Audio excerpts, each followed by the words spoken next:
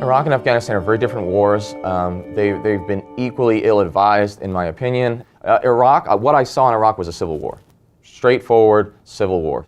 And I remember a moment in 2007, and 3 of my soldiers were already dead, about 8 had been wounded, in a unit of just 20 soldiers. So we were pretty battered, we were pretty beaten up. And there was a moment when we were retrieving bodies, quite frankly, because in the night, the 2 militias would just kill these teenagers and attack each other. And in the morning, the bodies would be there for us to find. And so I was recovering bodies, as we often did, and on the way back from the recovery of these bodies, we were hit with an IED, right? And so I realized, not only am I policing a civil war that only started because of the American invasion, but I'm being attacked by both sides in the Civil War because of my presence, because of the American occupation. So America's occupation had unleashed a civil war. I don't think it was on purpose, but it was an ill-advised invasion. We didn't understand Iraq or its inner dynamics, its ethno-sectarian milieu. We did not understand that. So I think for Iraq, what turned me off was watching the Civil War unfold and America's helplessness to truly respond. Afghanistan, I would call the unwinnable war. And again, that's my opinion, but if you look at Soviet record in Afghanistan or the British record in Afghanistan, it has gone poorly for any occupier over the course of several hundreds of years of history. It would take more soldiers than we are capable of providing. It would take more money than we can afford. And what we've done instead is we've sort of muddled our way through an ongoing insurgency with the Taliban. And here's the problem in both Iraq and Afghanistan. The governments we put in place, the governments that they're democratically elected, but America creates the conditions for these governments. We back certain parties.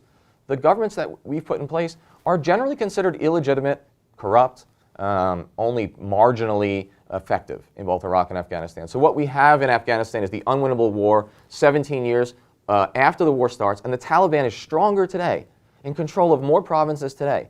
And there is nothing that 15,000 American soldiers can do, besides die, of course, they can do that. But there's nothing that 15,000 American soldiers can do besides muddle along and keep the insurgency going and just keep everything at sort of a stasis. We're not winning, and so if we're not winning, then I think that we have to take a hard look at our interventions in Iraq and Afghanistan. And if we're going to take a hard look at Iraq and Afghanistan, we ought to take a very hard look at our other undeclared wars in Yemen, Libya, Pakistan, Somalia, and everywhere else that we're currently either bombing or flying drones over.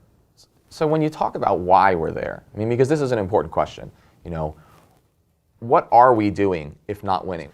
I wish it was as simple as what some sort of conspiracy theorists or certain parties think. It's all about the oil, or it's all about the money, and all of that is a part. But I think it's much more complex. I think there are 2 major pieces, 2 major things, the threads that hold us in these wars. Number one is that there's a lot of profits being made in the military-industrial complex.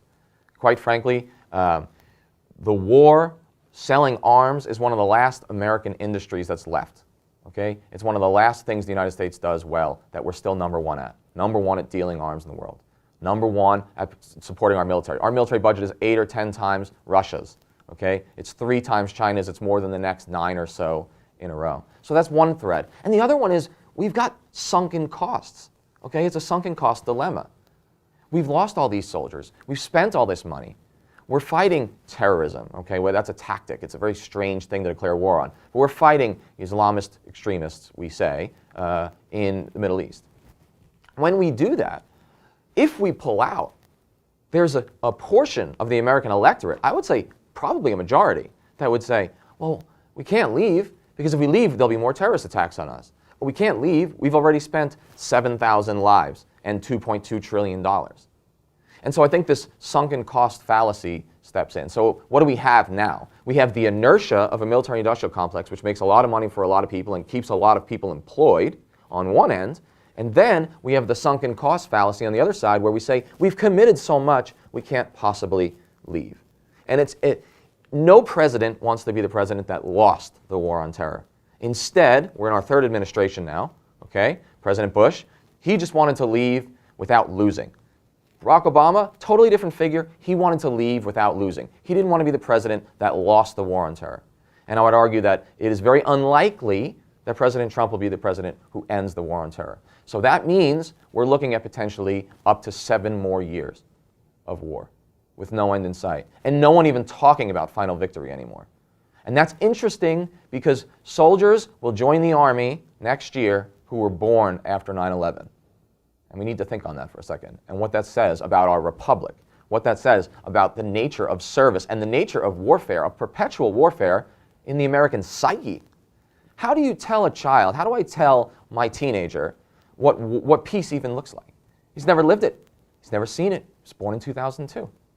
I think we have a lot of, these are things we're going to have to grapple with as a society. It's more than just the military. It's more than just the defense industry or the politicians. We have to grapple with what it means when a republic, okay, an ostensible democracy, goes to war and stays at war for decades.